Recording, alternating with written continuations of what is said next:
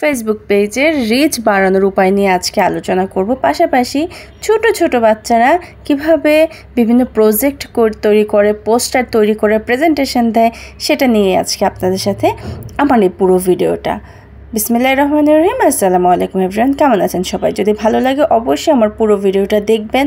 এই তো আমরা মা ছেলেরা মিলে আমরা প্রজেক্ট রেডি করছি, পোস্টার রেডি করছি। এটা হচ্ছে হুজাইফের স্কুল থেকে হুজাইফকে পোস্টার রেডি করতে দিয়েছে। এটা বাংলা একটা পোস্টার। সে সকালে ঘুম থেকে উঠে কী কী কাজ করে সেটা নিয়ে, এবং এটার মাঝে মিসরা বলেছে যে ওদের ক্রিয়েটিভিটি তৈরি করতে দেখাতে। এখন বাচ্চাদের ক্রিয়েটিভিটি আর কি, বাচ্চাদের সাথে সাথে বাচ্চাদের মায়ের পরিশ্রম। এই তো ছেলেকে নিয়ে খুব পরিশ্রম করে ঘন্টা দুয়েক লাগিয়ে পোস্টার রেডি করলাম, এবং আমার ছেলেটা এখন টায়ার্ড হয়ে গেছে এটা করতে। বলুন তো আমার ছেলের পোস্টারটা কেমন হলো? পোস্টার রাতে রেডি করেছি, পরদিন সকালে স্কুলে চলে যাচ্ছি। স্কুলে যাওয়ার পথে আমার ছেলেটা খুব টেনশনে আছে। তার আজকে প্রেজেন্টেশন, সে পোস্টারে যা যা লিখেছে তা মিসের কাছে প্রেজেন্টেশন দিতে হবে, এটা নিয়ে খুব টেনশনে আছে। জীবনে প্রথম প্রেজেন্টেশন, আমি আমার লাইফে প্রথম প্রেজেন্টেশন দিয়েছি আমি আমার ভার্সিটি লাইফে গিয়ে। আর আমার ছোট ছেলে ক্লাস 3-তে পড়ে, সে এখনই প্রেজেন্টেশন দিচ্ছে। বাচ্চাদের কতটা প্রেশার যাচ্ছে এখন। এই যে আমার ছেলে চলে যাচ্ছে, খুব টেনশন তার মুখে।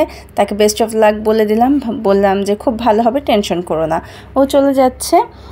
রিচ এঙ্গেজমেন্ট কি? এই যে আমরা ভিডিও পোস্ট করি, ভিডিওগুলো অন্যদের কাছে কতটুকু পৌঁছায় বা আমরা অন্যদের ভিডিও কতটুকু দেখি, এটাই হচ্ছে রিচ। আমরা যদি সব সময় নিয়মিতভাবে ভিডিও আপলোড দেই এবং পাশাপাশি অন্যের ভিডিওগুলো বেশি বেশি করে দেখি, তাহলে আমাদের পেজে রিচ বেড়ে যাবে।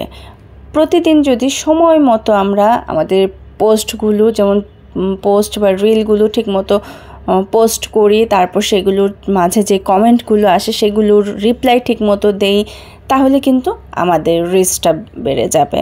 আর নিয়মিত পোস্ট করার পাশাপাশি রিল, বড় ভিডিও ছাড়লে আমাদের পেজের রিচ বাড়বে। তারপর আমাদের পেজে অন্যরা এসে কমেন্ট করলে সেই কমেন্টের রিপ্লাই বেশি বেশি দিতে হবে। সাজেস্ট ফর ইউতে যেই ভিডিওগুলো আসবে সেগুলো আমাদের বেশি বেশি দেখতে হবে, তাহলে আমাদের পেজে রিচ এঙ্গেজমেন্ট বেড়ে যাবে। আর এই তো আমার হুজাইফের ছুটি হয়ে গেছে, এখন ও বলছে একটু ফ্রেঞ্চ ফ্রাই খাবে, তাই ওকে দোকানে নিয়ে আসলাম। ও বাহিরের ফ্রেঞ্চ ফ্রাই খুবই পছন্দ করে, দিতে চাই না, মাঝে মাঝে বাচ্চাদের আবদার রক্ষা করতে হয়। এখান থেকে এই ভাইয়ের দোকানের ফ্রেঞ্চ ফ্রাইটাও খুব পছন্দ করে, ওর জন্য একেবারে অল্প পরিমাণে ফ্রেঞ্চ ফ্রাই নিয়ে নিচ্ছি। ফ্রেঞ্চ ফ্রাইয়ের সাথে একটু মেয়োনিজ, একটু সস দিয়ে দিচ্ছে, এটাই বাচ্চাদের খুব পছন্দ। তো হুজা এই গরমে ফ্রেঞ্চ ফ্রাই খাবে, এটা যদিও আমি অ্যালাউ করি না, মাঝে মাঝে বাচ্চাদের আবদারের কাছে একটু হেরে যেতে হয়।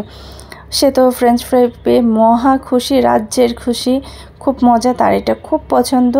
মা ছেলে গল্প করতে করতে বাসায় চলে আসবো। আর প্রচণ্ড গরমে আপনারা সবাই সাবধানে থাকবেন, বেশি বেশি পানি পান করবেন। আজ এই পর্যন্তই, আল্লাহ হাফেজ।